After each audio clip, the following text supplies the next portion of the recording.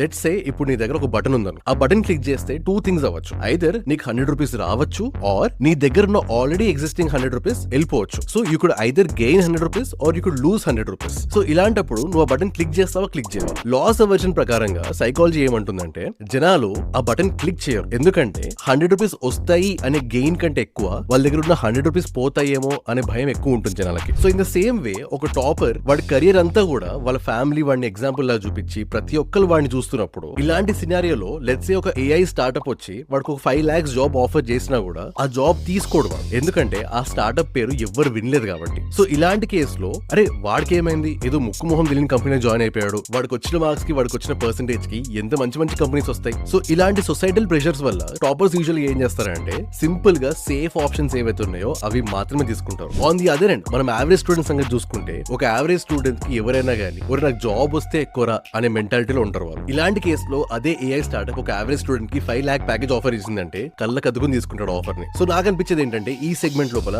Average student గెలుస్తాడు. So 1 more point goes to average student.